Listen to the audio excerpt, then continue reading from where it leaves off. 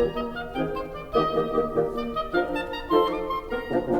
you, Fred. Okay, ladies and gentlemen, welcome to today's webinar where I'm going to be talking about what's wrong with using FITs to measure electronic component reliability. And I can see we've got a smaller bunch of people today than what we're usually accustomed to, and I can see that many of the names are relatively unfamiliar to me. So I'm guessing we have quite a few very electronic specific engineers slash reliability engineers who actually know what fits are and failures in time.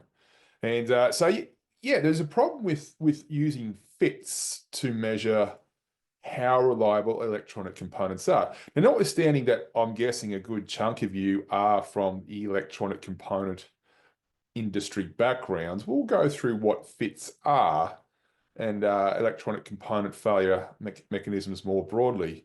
But before we do that, we do need to go through some stuff. And for those veterans, if there are any veterans out there from my webinars, you're going to see one or two things that I've talked about in the past. And the reason why is because in many of the webinars I've gone through in the past, I've talked about some of the reliability statistics.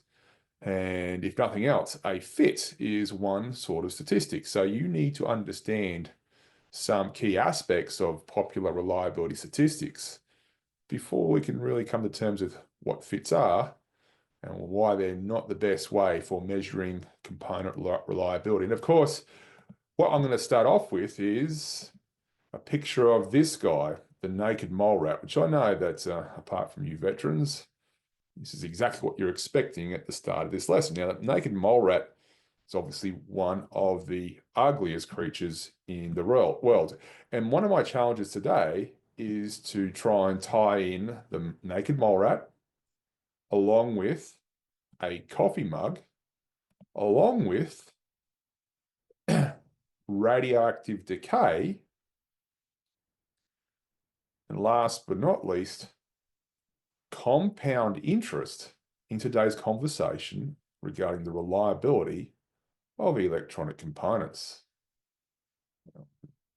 So how am I going to tie in the concepts of a naked mole rat, coffee mug, radioactive decay, and compound interest into today's discussion?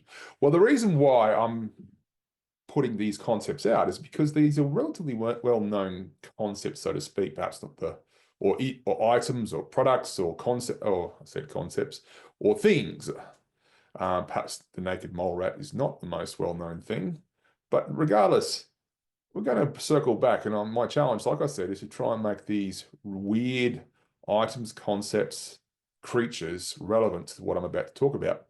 And the first thing we need to talk about when it comes to all things reliability is, what does it mean to be random?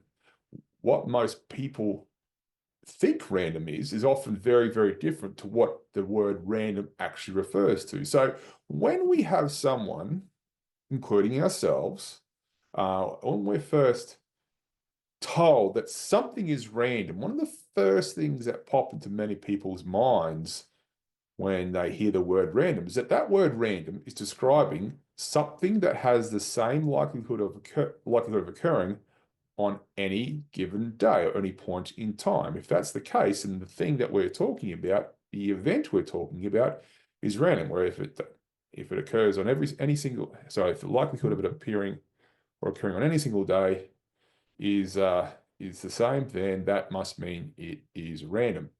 Well, let's just pull that one apart a little bit. So let's just say we're going to look at a period or interval of 1 year. And if on the vertical axis of this chart I've created, where the horizontal axis represents time, the vertical axis measures the probability of something happening on a particular day. Now, of course, if something is random and it's equally likely to occur on any one of these days throughout the year, then by definition, there is a 1 over 365 chance on it happening on any one particular day. So if we use that number, that statistic, we can create this plot here, which visualizes the likelihood of something random happening throughout a year. But of course, there's a problem with that. That's one of the problems that should spring to mind is that 1 year is very arbitrary. So what happens if I said instead of 1 year, 2 years? 2 years is equally as arbitrary as 1 year. So if that's the case, then, well, for something to be random over 2 years, then we need to halve the probability because now it's got twice as many days over which this seemingly random thing was just as likely to happen. So there's 730 days in 2 years. And so for something to be random, there has to be 1/730 chance or probability of it occurring on any one day. But of course, 2 years is just as arbitrary an interval as 1 year. So what happens if I change the intervals from 2 years, say, to 40 years? Well, the probability of something random happening on any particular day now drops to 1/14,600, which is how many days occur in 40 years. So you can see when we're talking about something random, if you were with me in terms of that original concept of something random being equally likely to occur on any given day, then we have to always accompany that with some sort of interval. You always have to specify an interval for things to have the same probability of occurring. The reason being is that, as you can see, the bigger the interval, the less likely something random is going to be, if indeed that concept of random holds true. And so that's a problem because we can't put intervals on things, especially when that interval implies there is no chance of an event occurring after the interval. So if something is random in that we define random to be equally likely to occur on any given day, and we define our interval of 1 year, then we're saying, well, there's no chance of this event occurring after 1 year.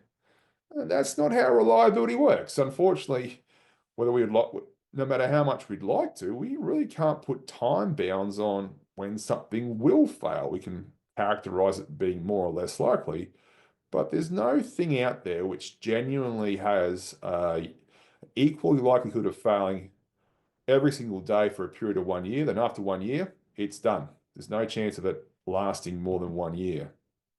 That's just not how things are. And as we know, even a junior engineer like this gentleman, he knows that nothing fails like that. So he needs to rejig what he thinks random is. So he's going to have another go at thinking about what it means when something fails randomly. He thinks he's now going to amend his idea of random to something occurring at a constant failure rate.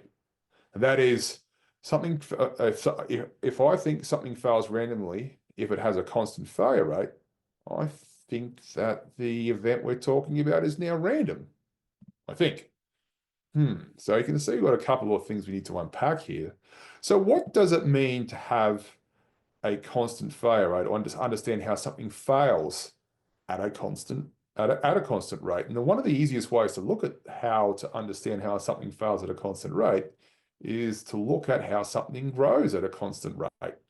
And that's where compound interest is very, very helpful to understand that concept. So let's just say our money is growing at a rate of 24% per year using compound interest. Now, before you tear me to shreds, I will happily point out that this 24% annual interest rate, is not realistic. If there is a bank out there offering 24% annual interest or compound interest, yeah, stop listening to me and run to that bank and put everything you have in that savings account.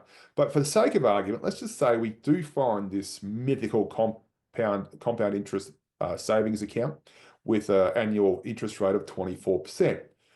What does that mean? Well, it means that money is going to grow at a rate of 24% per year. So let's just say you're able to invest $1 today, or where time equals zero. We start with $1 where the times that money spends in that savings account is 0 years, i.e. it's been deposited today.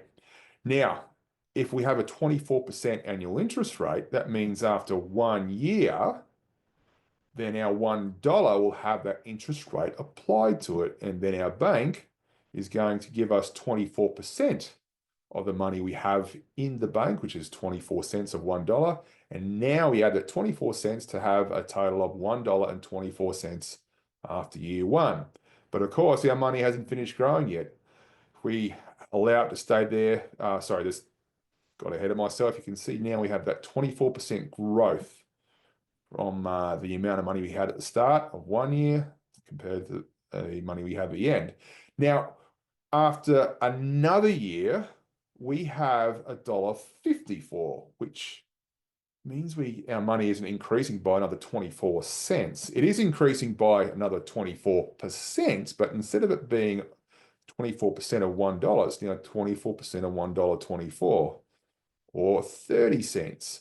And see, this is what compound interest means. It means that the more interest you earn, the more money or more the principal is that the interest is calculated on. So over time, even though your money is growing at 24% per year, because your money is kept in the savings account, while the interest rate stays the same, the amount of interest increases. So we have a growth curve which curves upwards. This is what compound interest looks like. So as money grows on money that has already grown. So this is compound interest, a really good concept.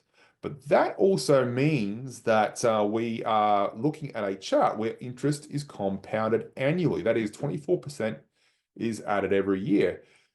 So it's always important to speak to your bank when they have a compound interest rate to understand how often they're going to add that interest to your bank account.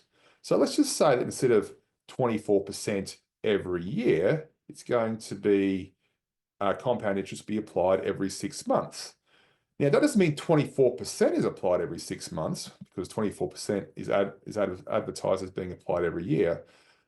But if you're going to compound every 6 months, what that means is that instead of 24% at 1 year, if you're going to halve a year, then you halve your interest rate. 12% is added every 6 months. And so let's see what happens when we do that. You can see that the interest rate is now compounding more frequently. And after 10 years, you have 12% more money in the bank simply because your money is being interest is being compounded every 6 months. So what you want to do is you want to have your interest, if you can, compounded as frequently as possible. And so let's make this even better for ourselves. Let's go down to 3 months or quarterly. So 6% is 6% growth every 3 months. And you can see the interest that we accumulate over 10 years is even higher than the interest we accumulated over 10 years for half-year compound or a half-year compounding interval or frequency. We can even make it even better. We can go down to interest being compounded monthly. So 2% growth every month, and the interest is even higher. You can start to see there seems to be a curve that's emerging. In fact, if we were to reduce the frequency at which the interval, I should say, at which we compound down to a ridiculously small time. If we were to compound interest every second, every nanosecond, a ridiculously small amount, eventually, I should say, that interest rate or the rate at which interest, the amount of money we have in our bank would actually collapse to this perfectly smooth blue line. So this is what it looks like if we compound continuously. And there's some really smart people who've worked out how to calculate this line. They worked out that if we were able to, for example, understand that something is growing at a rate of 24% per year and it's compounding continuously, then there's a really, really helpful number to give us this perfectly smooth curve. And that number is this one on the screen here, 2.71828. And if you raise that number to the power of 0.24, that's where our 24% goes, multiplied by the time spent in the bank account, then we will get this beautifully smooth curve, which represents, in a way, the limiting situation where we compound our money continuously. So I have this really weird number, 2.71828, and lots of digits after that to the power of 0.24 or 24% times T, or the time the money is spent in your bank account, gets you this perfectly smooth blue curve representing continual compounding. Now, this number here, this really crazy number, like I said, it's a special number. And no one really knows why this number works for modeling continuous growth. We just know that it does. No one can tell you why it's 2.71828 and not another number. We just know that that's the number that works for this particular scenario. And there's lots of other digits that come after that just to represent how sort of complex this number is. It's not a complex number in terms of, meaning it doesn't have an imaginary part, but it is a really long number with lots of digits. It's called a surd. It's a number you probably word you haven't heard a lot of since high school or university. But this number is actually so universally helpful for compound interest scenarios and physics issues and mathematics issues and meteorological issues and problems that it's used so often that it actually is represented by the letter E, which is also known as Euler's number. And he was one of the first guys to identify that this number was particularly useful for scenarios like this.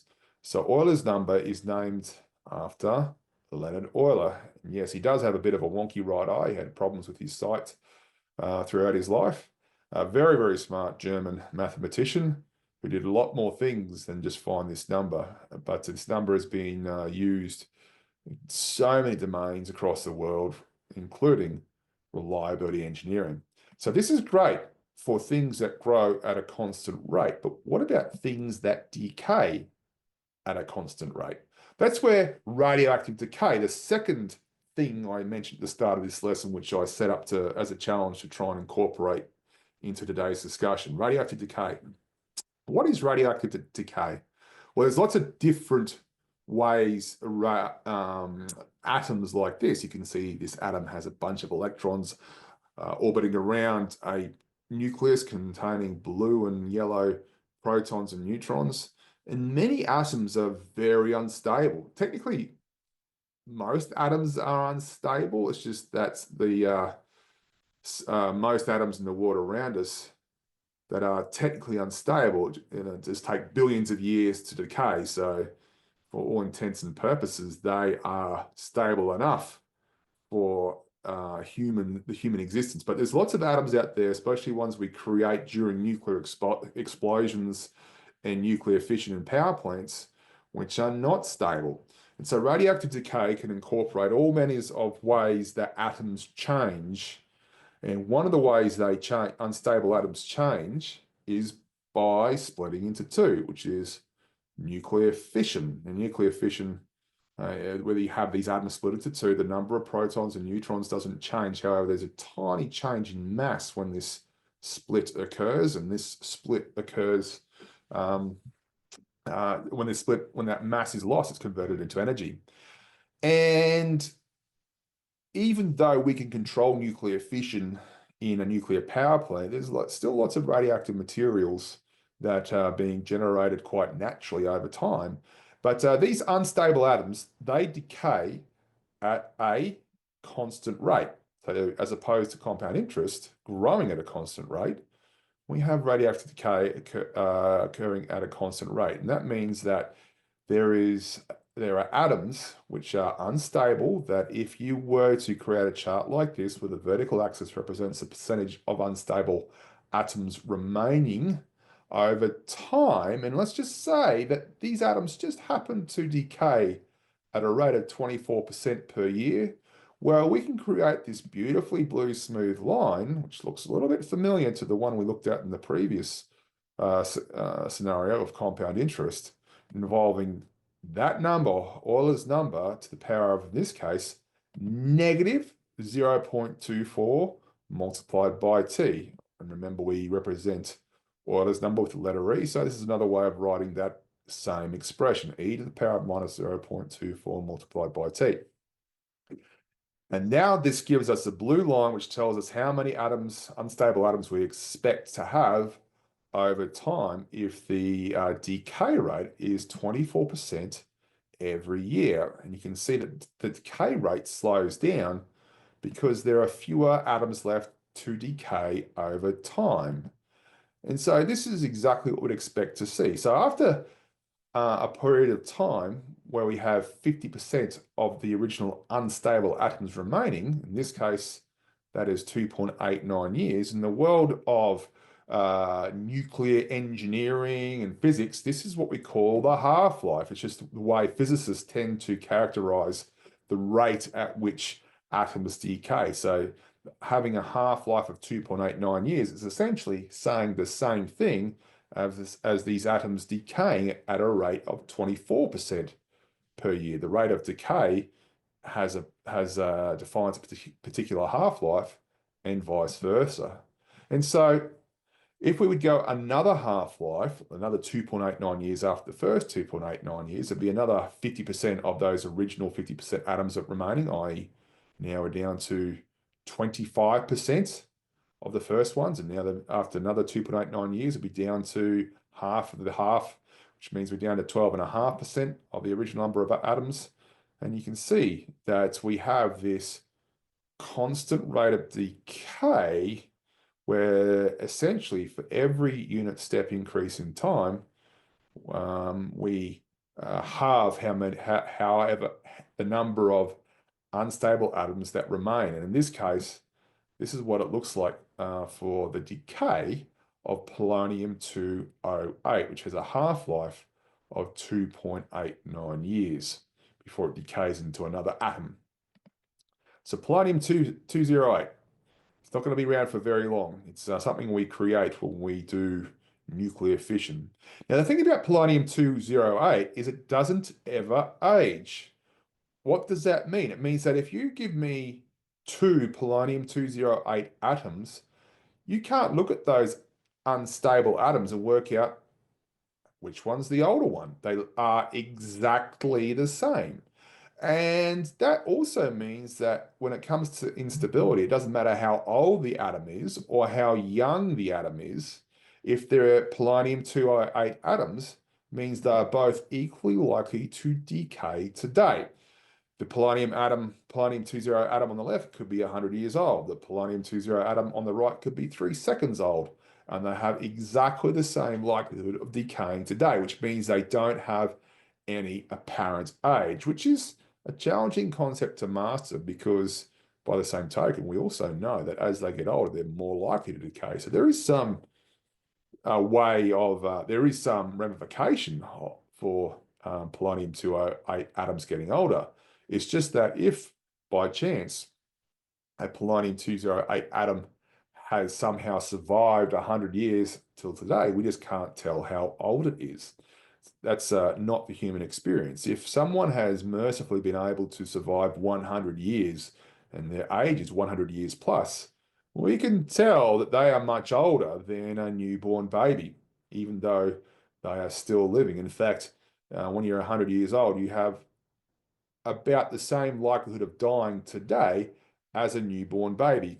Newborn babies, they don't have the same immune strength and everything else. And so it just so happens they're equally likely, as a rule, to fail, so to speak, or die today. Doesn't mean they're exactly the same. You can definitely tell which one is older. Polonium-208, not so much. So this is how we model continuous growth and continuous decay. Now, what does this have to do with reliability? Now, I'm going to weave in that third concept we talked about at the very start of this lesson.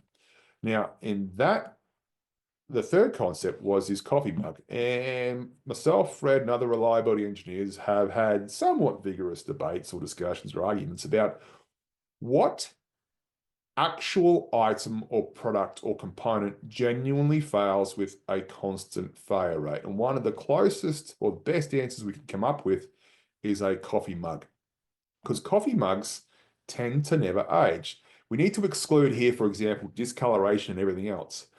And that means we're looking at failing from a very reliability perspective, sorry. And the reason why is because ceramics are very strong and very, very stable. Their strength, as a rule, doesn't degrade. And they tend to only ever fail when we drop them. And so if that's the case, they only ever fail when we drop them, i.e. they drop them on the floor and they shatter, then it's all up to the human operator, so to speak. And what that means, if it's the human accident, the human error which causes coffee mugs to fail, then doesn't matter how old the coffee mug is, it doesn't matter how young the coffee mug is, if it's down to a human accidentally dropping a coffee mug, then they are both equally likely to be dropped today. Now, if this assumption or this premise holds true, then what that means is coffee mugs fail with a constant failure rate. But as you can imagine, that's quite rare because we're saying that for coffee mugs, they never accumulate damage. They never get weaker over time. Also, we're saying they tend to not have infant mortality, or we tend not to have too many defects at the very start of their life because making a coffee mug is a straightforward process. So the coffee mug, as near as we can tell, is an example of a product which has a reliability curve described by a constant decay rate. And so here's a reliability of our coffee mug, and it's equal to, and the function that describes this curve is 2.71828, the power of negative lambda, which is the failure rate, times T. Now, lambda is sorry, got ahead of myself. That symbol there is the Greek lowercase letter, which we often use to represent the failure rate or hazard rate. And we're not going to get into a semantic debate about the difference between the two. It's just that in many cases, reliability engineers call the rate at which things like coffee mugs fail, the failure rate or hazard rate. They're often used interchangeably. In some contexts, they're different, but that's going to be the subject of another webinar. And so this equation here, or e to the power of minus lambda t, describes the reliability curve, or the percentage of things we expect to still be working, the number of coffee mugs we expect to still be functional after a period of time. So that's our reliability function for our coffee mug. But this reliability function can be hard to understand, hard for us to understand when it comes to the random nature of the failure it describes. So let's look at another reliability curve. And here's another reliability curve. You can see the reliability curve starts at 100% and goes all the way down to 0%, implying that 100% of the products that have this reliability curve are working at time zero. But over time, they obviously fail, and the blue line represents a percentage of things we expect to still be working after particular points in time. So the reliability curve, it sort of encodes the information about failure. And for those of us who've done some statistics in the past, the reliability curve has an accompanying probability density curve like this. Now, the probability density curve is what us humans like to see. We love probability density curves because these correspond with how our very visual mind prefers to conceptualize or visualize the random nature of something occurring. At the top, you can see the red curve with a peak, and that peak just looks like to us to represent the time at which it's most likely for something to have failed or the random event to have occurred. We're going to talk about another curve very soon, but the top red curve is how our brain likes to visualize or conceptualize the likelihood of a random variable such as time to failure having a certain value. Now, what that means is that if, for example, we were to, sorry, before I talk about that, the probability density curve allows us to calculate or create a reliability curve and vice versa. And the reason being is that the reliability curve is essentially the area to the right of any particular point in time under our probability density curve. Now, that's a mouthful to explain and probably a mouthful to hear as well. So let's look at this animation very, very carefully, where we move down our reliability curve from the very top, and you can see the area to the right of that point in time in the probability density curve at the top, all the way down to 60% reliability. Now, 60% reliability means that at that particular point in time, we believe or we expect 60% of our products to still be working. From a statistical perspective, that's also the amount of area or percentage of area under the probability density curve at the top. And of course, as things age over time, eventually everything fails. And so the probability density curve and the reliability curve encode exactly the same information. And so what that means is that we can now sort of quantify the likelihood or when we expect things to have failed. Now, let's go back to our coffee mug, which has this reliability curve. As you can see, that sort of starts at 100% and it goes down at a constant rate because our coffee mugs are decaying just like our atoms. The percentage of coffee mugs surviving a year sort of stays the same. Now, using the same approach that we just did, where we showed how the reliability curve is essentially the area to the right under the probability density curve, well, we get this weird phenomena here. The reliability curve at the bottom traces out a probability density curve which doesn't have a peak. In fact, even though they're different heights, they're exactly the same shape.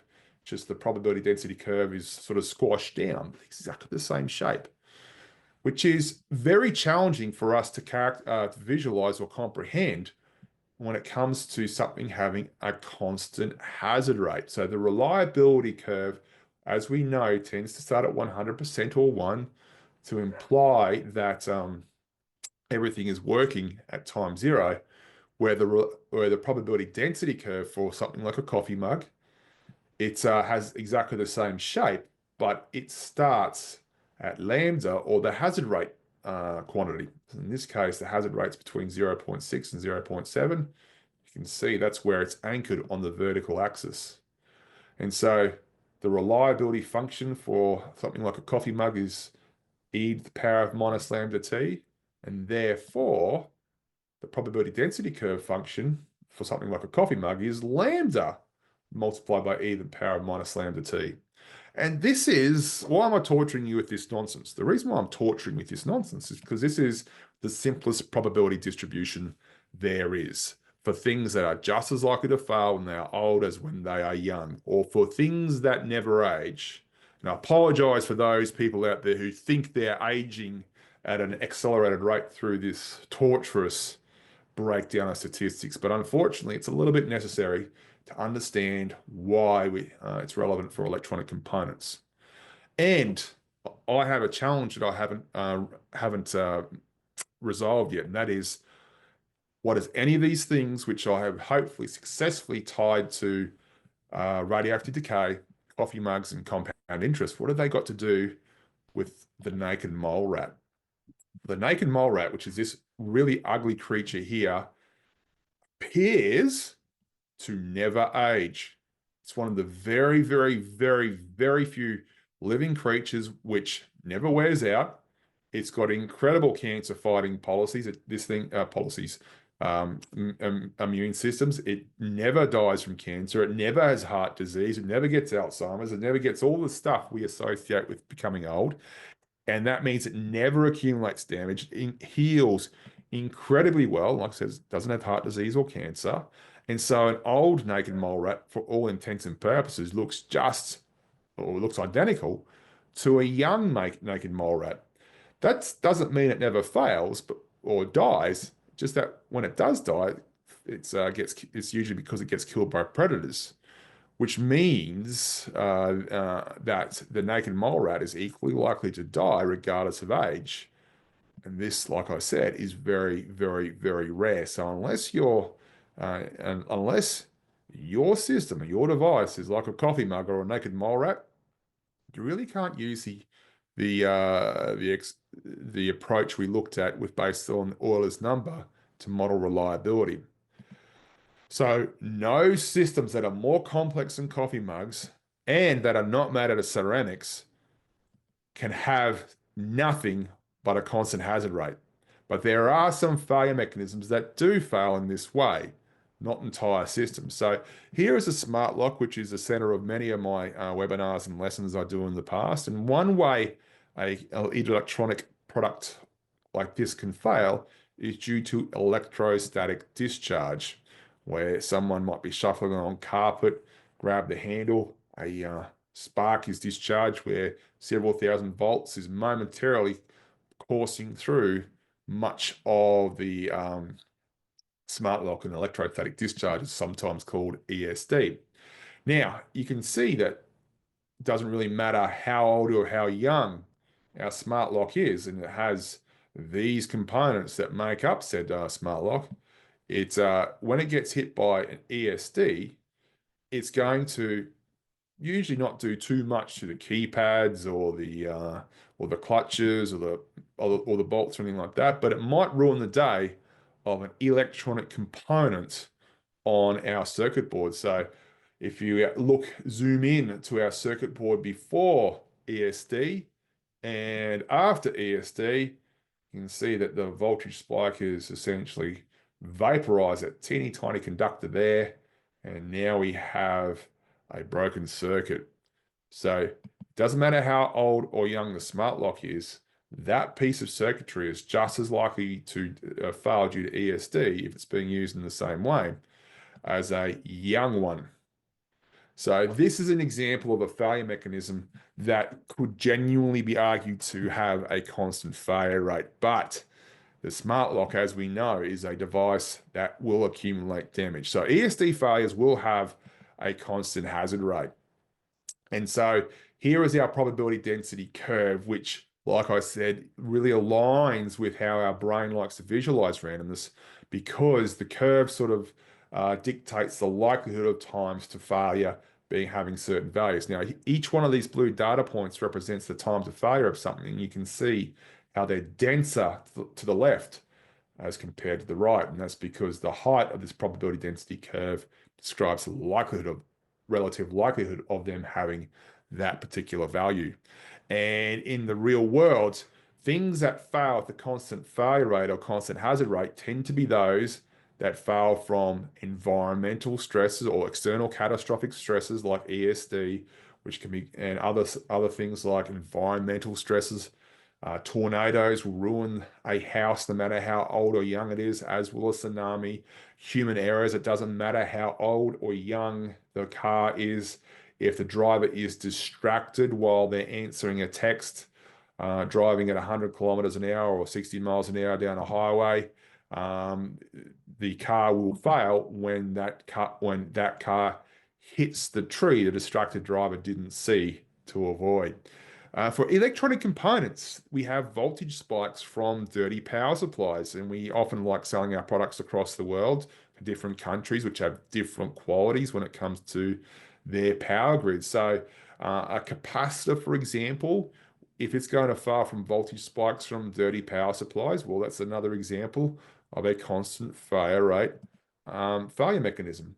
And so each one of these failure mechanisms are ones where the strength doesn't decrease over time for that particular way something fails. And that's what the probability density curve looks like. And the mean, or the mean time to failure for these things failing with a constant failure rate, is simply the balance point of all these data points or the shape itself, which has no physical meaning, even though the MTTF is often sold as some reliability metric. It's not. The reason why is because the MTTF, for at least something which fails at the constant hazard rate, is the balance point, which means that we'd expect about 63.2% of our coffee mugs to have failed by their mean time to failure. But this is not the only way we characterize failure. Here's another way, and this is a bell curve, which is much more familiar to many of us who look at the real world around us. The bell curve is a wonderful way of characterizing something that's a random. It's how our brains are naturally wired, where you have this region of high likelihood in the middle, and the value gets less and less likely as you move away from one central value. This is our default way of conceptualizing an uncertain value or something that's random. And for this scenario, if something fails where its time to failure is described by a bell curve, then instead of 63.2% about things failing by the balance point or the mean time to failure, now it's only 50%. So the mean time to failure doesn't really tell us a whole lot. Unless you're interested in balance points and data points, then you're not going to be illuminated too much, even though the MTTF is often used as a way of characterizing reliability. Now, this curve here has that bell shape, like I said, and it's very, very beautiful because it's how our brains tend to view randomness or uncertainty. And there's a reason why we see this bell curve in textbooks, in high school lessons, and university courses. There's an underlying principle behind it. And that's because it emerges when we do certain things which can be replicated in the physical world, the natural world, the human worlds, time after time. To see why there is a reason we see this bell curve, I'm going to invent a random variable with an absurd probability density function. So let's just imagine some crazy random value, for example, how heavy unicorns are, something that just doesn't exist in the real world, at least in terms of something physical we can touch. So unicorn mass, for example, unicorns aren't real, despite my daughter's protestations to the contrary. I've invented this crazy PDF curve, which includes a square shape on the left and a triangle on the right. Yes, this is one PDF curve, which I have created mainly because I wanted to create a completely absurd, non-realistic probability density curve, some random variable X, which in this case is the mass of a unicorn. Now, if I wanted to understand the mass of two unicorns, then I would essentially be adding random variable X which characterizes the mass of the first unicorn with random variable X, which characterizes the mass of the second unicorn. And if I add these two, if I was to conduct an experiment where I randomly select two unicorns, measure their masses, add those masses together, that new random variable, 2 times X, would have a very different probability density curve. It would actually look like this. X plus X would look like this. So this is the distribution of the masses of two unicorns.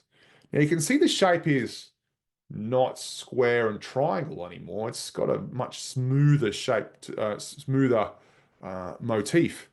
There is still some element of the square and triangle you can see, but it's sort of very, very quickly becoming bell-ish. Now, what happens if I add another unicorn to my experiment? That's what it looks like, 3 unicorns. Here's the distribution of the mass of 4 unicorns, 5 unicorns, 6 unicorns.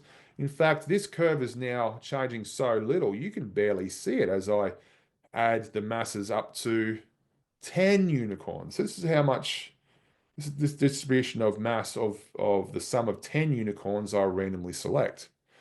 And that is a very bell-shaped curve. I can do this experiment again.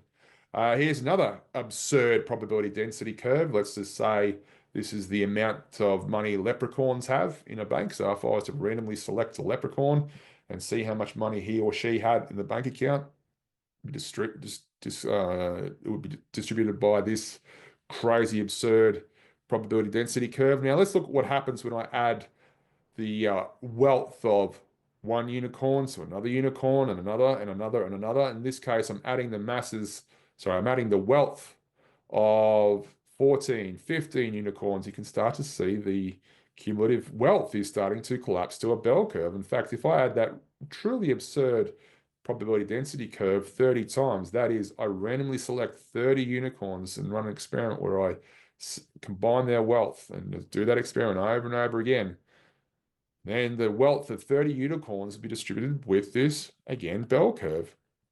And so the deal is, in terms of the mathematical stuff, is that if y, any value y is the sum of lots of independent random variables, it will be described by the bell curve every time.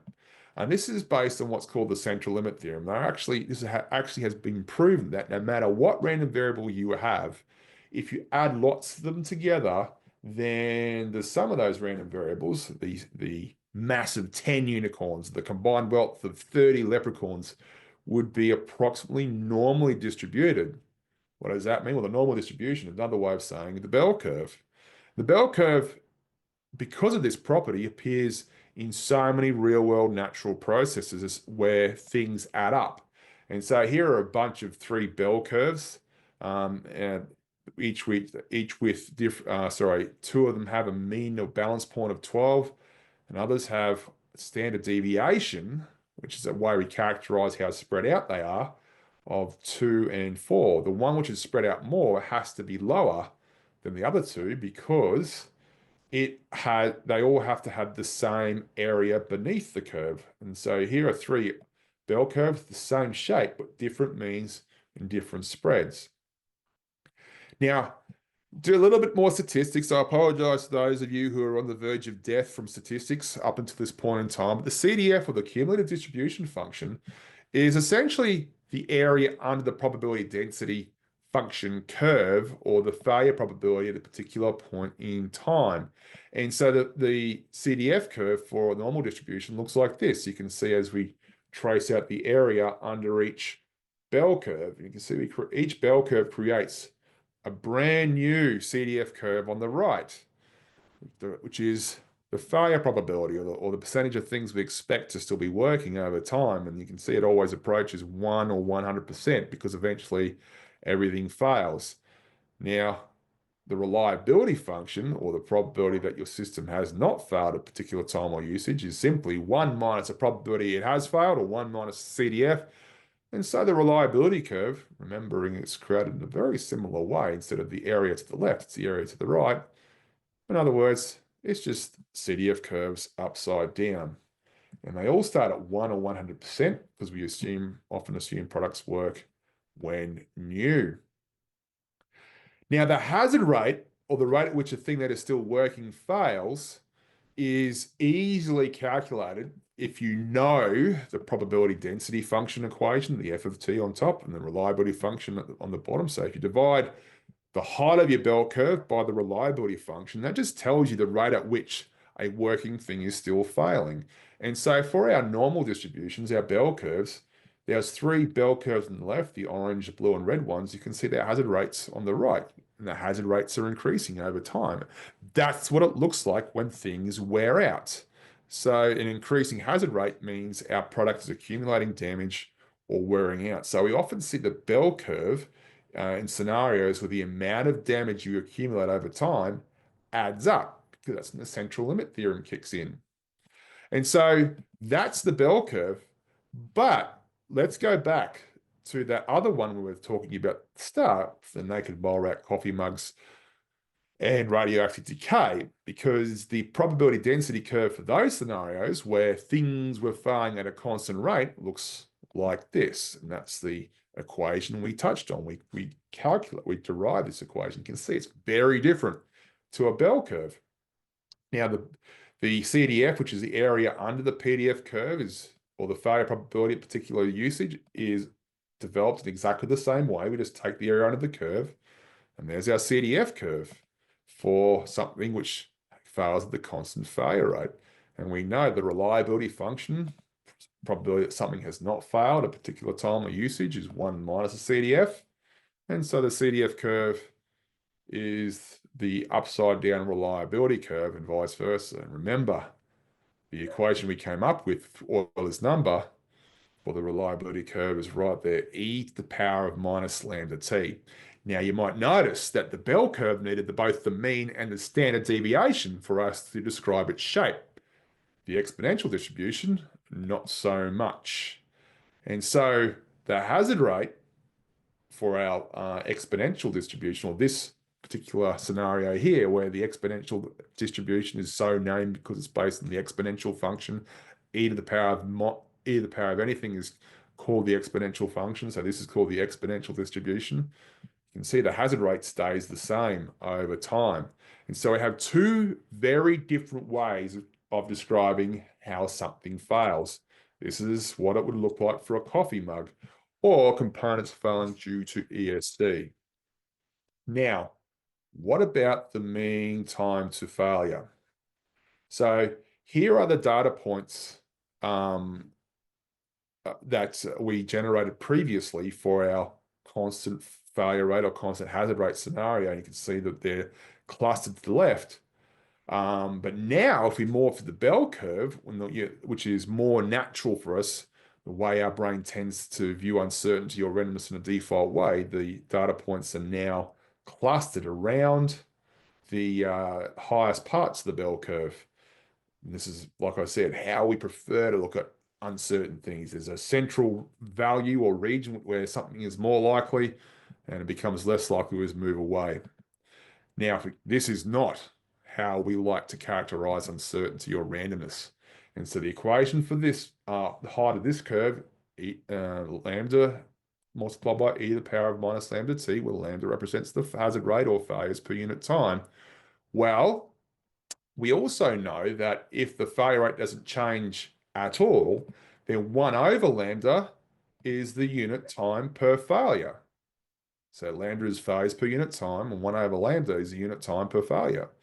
What that is also is the mean time to failure. Unit time per failure is another way of saying the mean time to failure. So the balance point for this particular scenario where we have coffee mugs or naked mole rats or radioactive decay, the mean time to failure is simply 1 over that never-changing constant failure rate.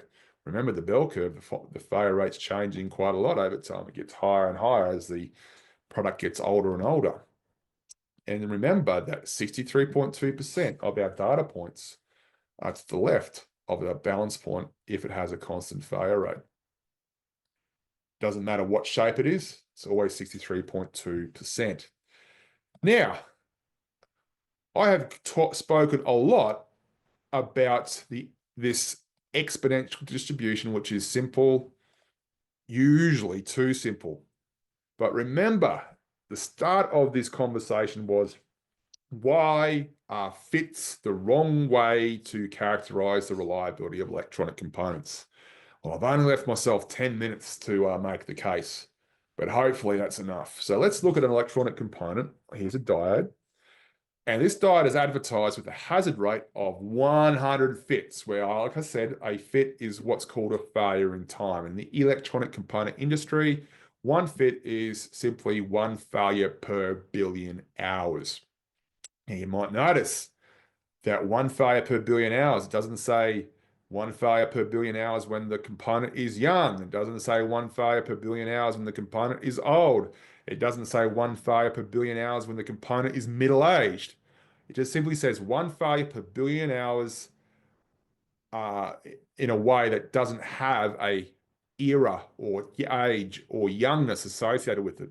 And that usually means that because the manufacturer has only given us one parameter, and that parameter is another way of describing the failure rate, people just jump to assume the exponential distribution models the time to failure of a diode, i.e. the coffee mug model. And that's a huge problem because anyone who has dealt with electronic components, including diodes, know that diodes wear out. They get old. They suffer from diffusion, depending on the type of diode, dendritic growth. Heat can damage diodes. It is very easy to identify an old diode compared to a young diode, and old diodes are more likely to fail than young diodes, which means straight away that the exponential distribution is not really a good one to use. So let's just pull up this thread for a bit where lambda equals 100 fits, which is 1 failure per 10 million hours, or 1 failure per 416,667 days, or 1 failure per 1,141 years. Now, this is patently absurd. Diodes, as a concept, have not existed for more than 1 millennia, but we will routinely have manufacturers advertising components with a failure rate of 100 fits and lower.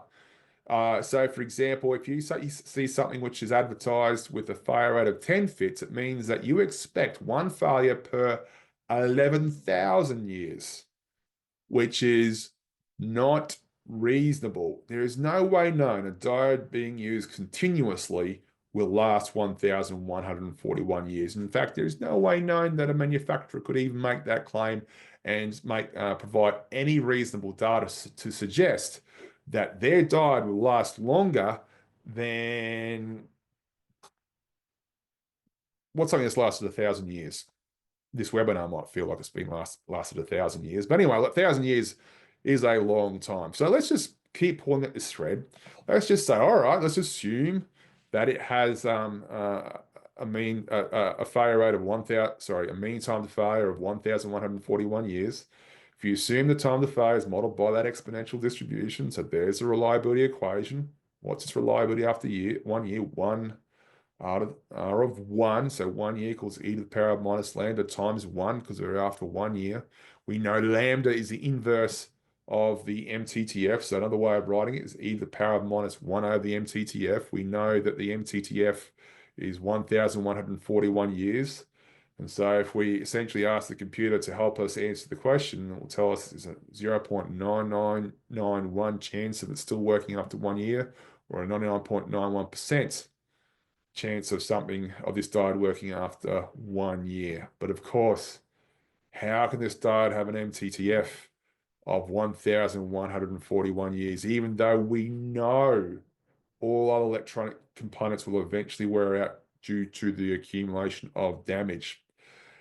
It turns out that if you are interested in understanding how long it takes for something to fail in the electronic component industry, the bell curve can be a really, really good model for how long it takes for things like diodes to fail. And that's because the rate at which damage accumulates over time for a diode is often additional. You add the amount of damage that accumulates in the first hour plus the amount of damage that accumulates in the second hour, etc., etc., etc.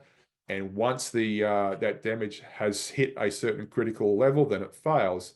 And the amount of damage you accumulate each hour is a random variable. So you're adding lots of random variables together, and hey, presto, the bell curve emerges. So this bell curve here is probably going to do a pretty good job of describing how things like diodes fail due to wear out. They have a very low hazard rate or failure rate early, but once that damage starts hitting that critical level, then they start wearing out and failing very quickly. However, most manufacturers only test components when they're young to come up with their fit estimate, their failure rate estimate. They put on the side of their boxes and say this thing has a failure rate of 100 fits, for example. They only ever test very, very young stage of a diode's life. And we know that diodes wear out, they age. And so essentially the manufacturers never, ever, ever, ever, ever test the actual way diodes fail from the accumulation of damage. So you can see on the left-hand side, if you only tested the diodes during the first short phase of their life, that hazard rate is incredibly low.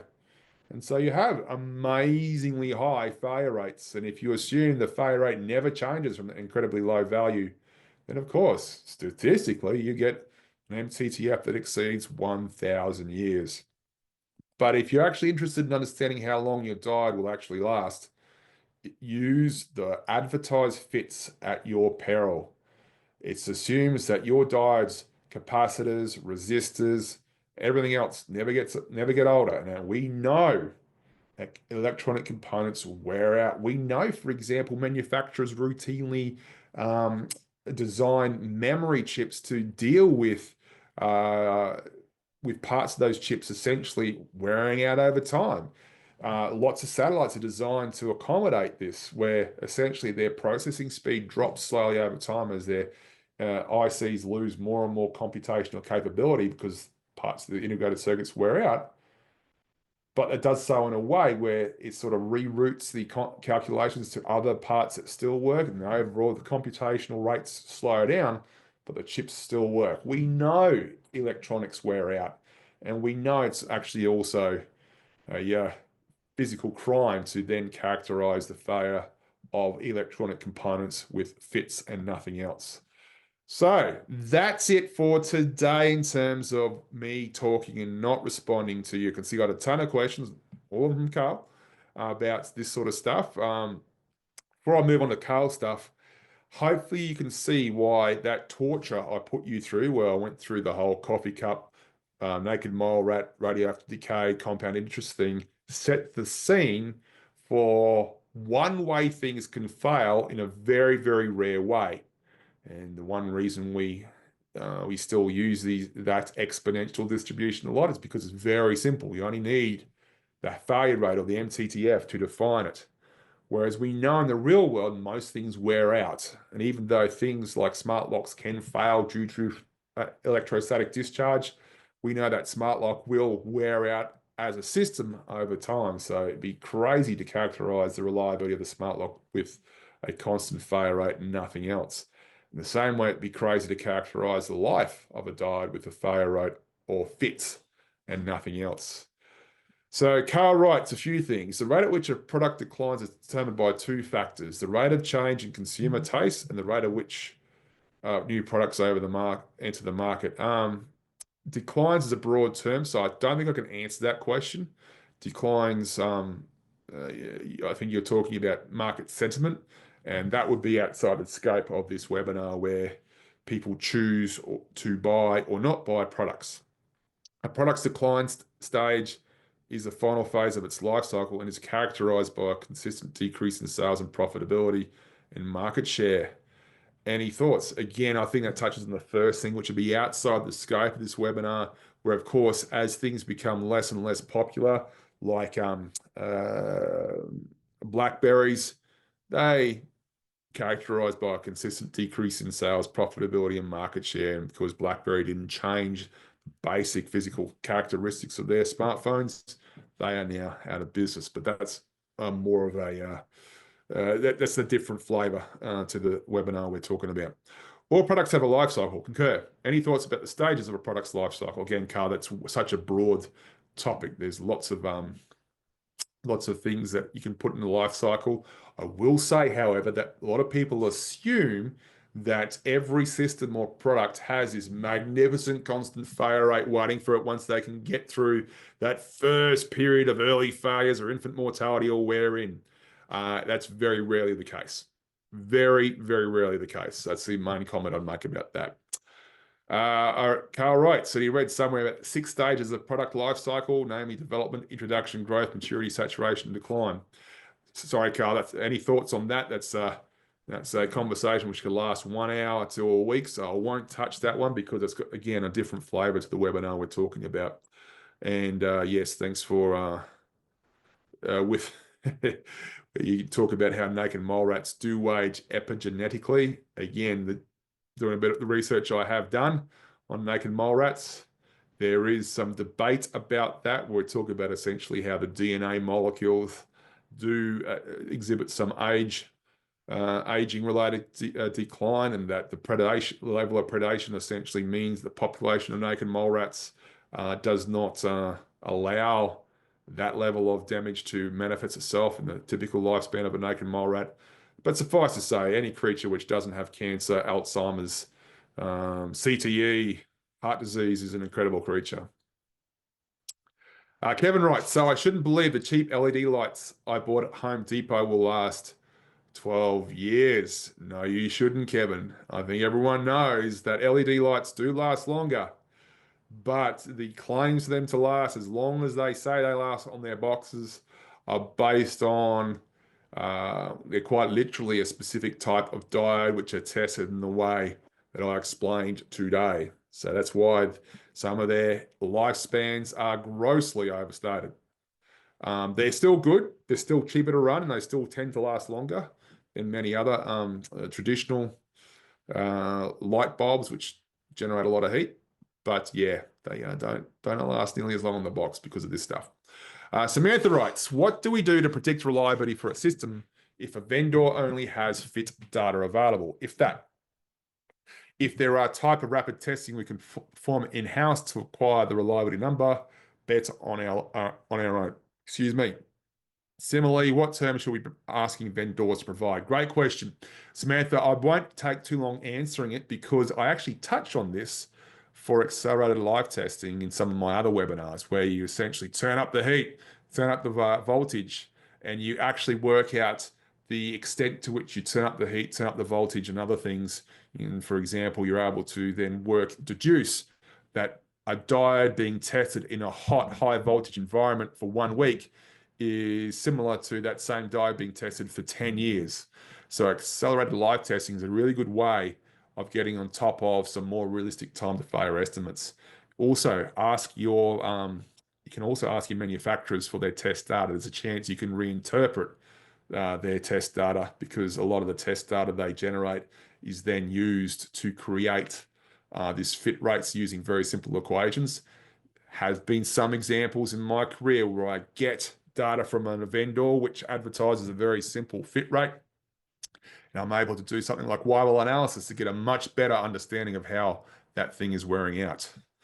Andrew, not torture. Thank you for creatively relating all of those concepts to real world examples, ways we can easily communicate concepts back to our teams. Thank you very much, Andrew.